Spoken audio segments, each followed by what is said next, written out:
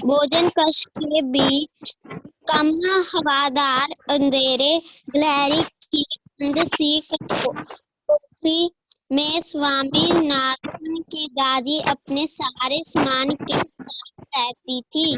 उनका सामान था 5 दरियों, 3 चादरों, 5 चौकियों वाला भारी भरकम सन के रेशे का बना एक बर्फकार बक्सा और लकड़ी का एक छोटा बक्सा जिसमें तांबे की सिक्के, इलायची, लौंग और सुपारी पड़े रहते थे। रात के भोजन के बाद स्वामी नाथन की दादी के पास उनकी गोद में रखे लौंग, इलायची की गहन भरे वातावरण में अपने को बहुत प्रसन्न और सुरक्षित महसूस कर रहा था। बड़ी प्रसन्नता से भरकर वह बोली, ओ दादी, तुम नहीं जानती राजम कितनी ऊंची चीज है। उसने दादी को राजम और मणि की पहले दुश्मनी और फिर दोस्ती की कहानी सुनाई। तुम्हें पता है कि उसके पास सचमुच की वर्दी है? स्वामीनाथन बोला। सच, उसे पुलिस की वर्दी क्यों चाहिए? दादी ने पूछा। उसके पिता पुलिस अधीक्षक हैं। वह यहाँ की उस पुलिस के सबसे बड़े अफसर हैं। दादी काफी प्रभावित हुई।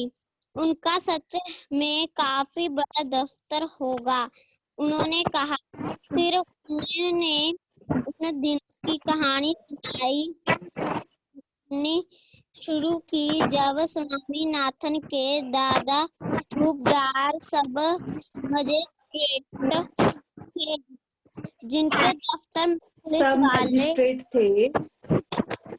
जिनके दफ्तर में पुलिस वाले कांपते हुए खड़े रहते थे। उनसे डर कर कूर के डाकू तक भाग होते थे। स्वामीनाथन अधीर होकर उनकी कहानी खत्म होने का इंतजार करने लगा, लेकिन दादी बोलती है कि गई इधर उधर भटकती हुई और अलग अलग समय पर घटनाओं को गड़बड़ करती। बस काफी आदमी उसने रूखे स्वर में कहा, मैं तुम्हें राजम के बारे में कुछ बताना चाहता हूँ। जानती हो उसे परीक्षा में कितने नंबर मिलते हैं? सारे नंबर मिलते हैं न? दादी ने पूछा।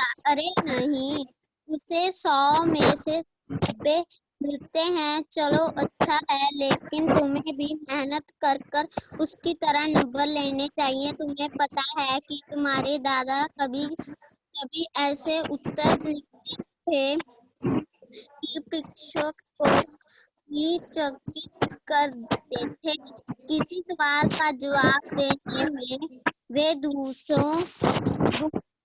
दूसरों के मुकाबले 10वां हिस्सा वक्त लेते थे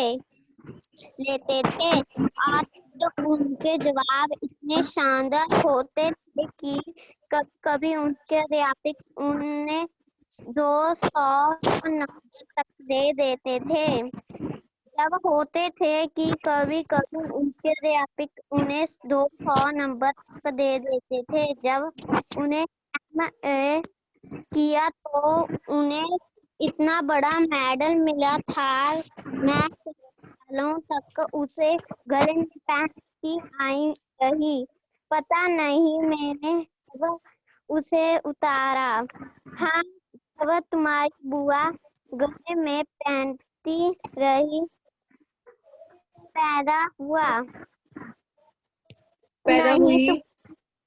पैदा हुई नहीं तुम्हारे बुआ नहीं तुम्हारे पिता याद आया। अब बच्चा 10 दिन कहा था। अरे नहीं, मैंने पहले ठीक कहा था। तुम्हारी बुआ ही पैदा हुई थी। पता है वह मेडल अब कहाँ है? मैंने वह तुम्हारी बुआ को दे दिया और उसको बेवकूफ ने उसे गलवाकर 4 चूड़ियां बनवा ली। और वह भी इतनी आमूल की चूड़ियां की मैं हमेशा कहती रही हूँ कि हमारे परिवार में उसके जैसा महामूर्ख कोई नहीं। और अब बस भी करो दादी, तुम बेकार की पुरानी कहानियां सुनाती रहती हो। क्या तुम राजम के बारे में नहीं सुनना चाहती? हाँ हाँ बोलो दादी। जब राजम छोटा सा लड़का था तो उसने शेर मारा था। सच बड़ा बहादुर लड़का था। तुम यह बात मुझे खुश करके लिए कह रही हो? तुम्हें यकीन नहीं होया होगा। स्वामीनाथ ने बड़े उत्साह से कहानी शुरू की। राजन के पिता एक जंगल में डेरा डाले हुए थे। राजम उनके साथ था। अचानक 2 शेर उन पर चढ़े और एक ने पीछे से हमला कर पिता को गिरा दिया। राजम का पीछा किया, गाड़ी के पीछे छुप गया और वहीं से गोली चलाकर शेर को मार डाला। दादी, क्या तुम सो गई? उसने कहानी खत्म होने पर पूछा। नहीं बेटा, सुन रही हूँ। अच्छा बताओ, कितने शेर आए थे? 2 शेर राजम पर चढ़े थे, दादी ने जवाब दिया। स्वामीनाथन दादी के गलत जवाब से चिढ़ गया। मैं तुम्हें इतनी जरूरी बातें बता रहा हूँ और तुम नींद में ना जानता क्या उलझुल कल्पना किया जा रही हो। अब मैं तुम्हें कुछ नहीं बताऊंगा। मैं जानता हूँ तुम क्यों ऐसा कर रही हो। तुम राजम को पसंद नहीं करती। नहीं नहीं, वह तो बहुत प्यारा लड़का है। दादी ने बड़े विश्वास से उसने राजम को देखा। नहीं स्वामीनाथन खुश हो गया। दूसरे ही उसके मन में एक नया संदेह पैदा हुआ। दादी, शायद तुम्हारे शेर की कहानी पर विश्वास नहीं हो रहा।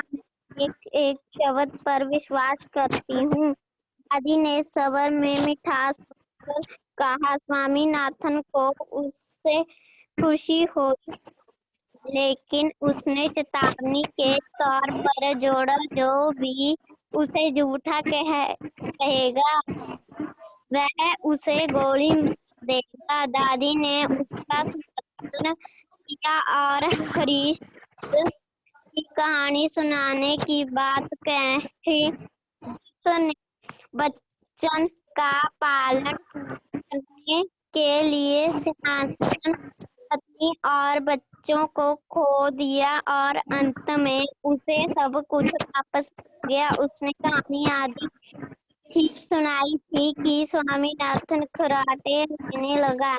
आदि भी रुक कर बोलने लगी। फिर वह भी सो गई। आपके नारायण अनुवाद माम कपूर मैम कर दिया रीड। हाँ जी बेटा, सो ये जो पाठ था वो है स्वामी की दादी। स्वामी जो देखो बेटा, ये जो पाठ है ना, इसमें 2 चीजें दिखाई गई हैं कि एक जो बुजुर्ग दादी है वो अपने हिसाब से कहानी सुनाती है, तो बच्चा है जो, तो उसको दादी की सुनाई कहानी है जो पसंद नहीं आती। ठीक है, तो दोनों जो है एक दूसरे की बातों को पसंद नहीं करते। क्यों नहीं पसंद करते? क्योंकि एज गैप है बेटा। वो दादी है, उसको पुरानी जमाने की बातें अच्छी लगती हैं, जो लड़का है उसको इस जमाने की बातें अच्छी लगती हैं। इसलिए बेटा ये जो पाठ है इसमें दोनों की स्थितियों को बताया गया है कि कैसे एक जो बुजुर्ग औरत है वो अपने बारे में, अपने अतीत के बारे में पुरानी बातें जो करना चाहती है, पर जो लड़का है वो नए ज़माने का है, वो उसको जो बातें हैं वो पसंद नहीं आती। ठीक है बेटा, सो ये हमारा पाठ है जो अभी खत्म हो गया है। तो इसको आपने अच्छे से रीड करना है खुद से बैठ के, और अगर किसी भी शब्द में, किसी भी लाइन में आपको कोई दिक्कत आती है तो आप नेक्स्ट क्लास में मुझसे पूछ सकते हो, ठीक है? तो बेटा ये पार्ट है ना, जो इसको आपने अच्छे से रीड कर लेना है एक बार घर पे भी, और इसके जो क्वेश्चन आंसर है, शब्द अर्थ है वगैरह, वो आपको मिल जाएंगे, ठीक है?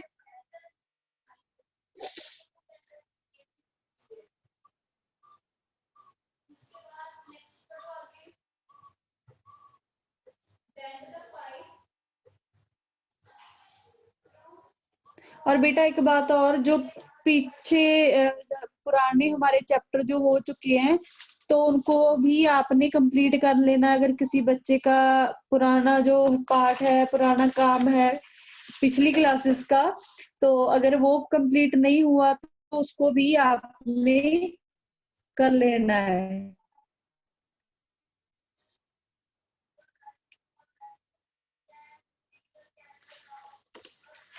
तो बेटा आज का हमारा जो था वो पाठ रीड करना ही मेन था। आपको मैं शब्द अर्थ और क्वेश्चन आंसर ग्रुप में सेंड कर दूंगी बेटा, ठीक है? Okay, thank you for attending the class.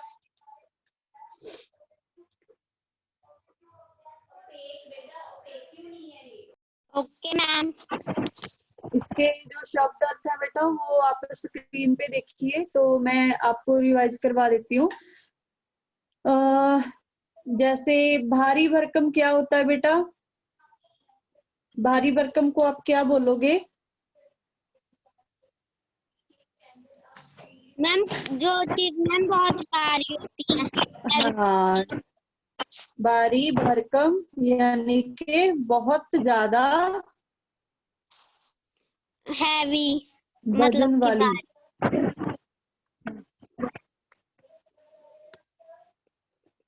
हाँ जी बेटा, आगे देखो, अगला है हमारे पास, जो बक्सा होता है उसको क्या बोलते हैं हम? Ma'am box. बक्सा। बक्सा होता है डिब्बा। इंग्लिश डब्बा। में नहीं बोलने बेटा मीनिंग इसके, मैं वो आपने अच्छे से सुनने हैं, ठीक है? मैं बोल रही हूँ। तो बेटा आगे है हमारे पास अगला जो है सुरक्षित। सुरक्षित क्या होता है बेटा? सुरक्षित होता है महफूज। महफूज मतलब कि जिसको कोई नुकसान ना कर सके, ठीक है? वो होता है महफूज।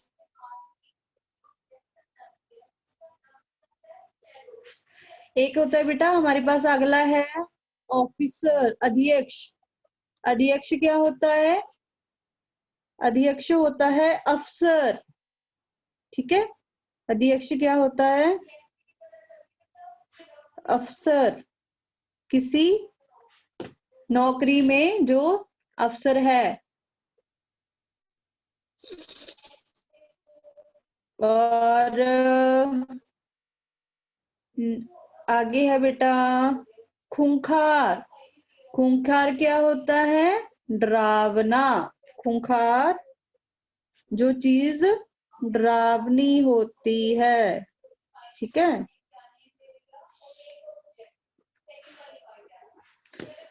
आगे है बेटा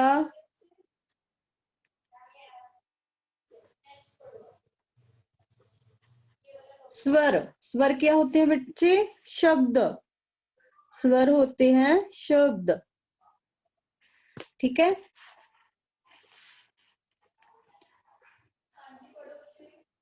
चकित, चकित कर देते थे। चकित होता है बेटा हैरान। चकित होता है हैरान। ठीक है।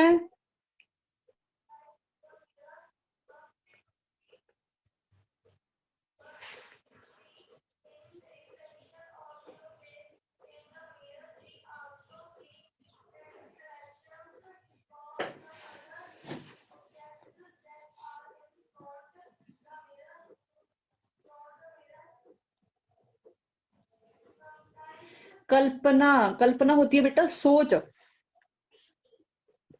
कल्पना क्या होती है? सोच, किसी चीज के बारे में सोचना।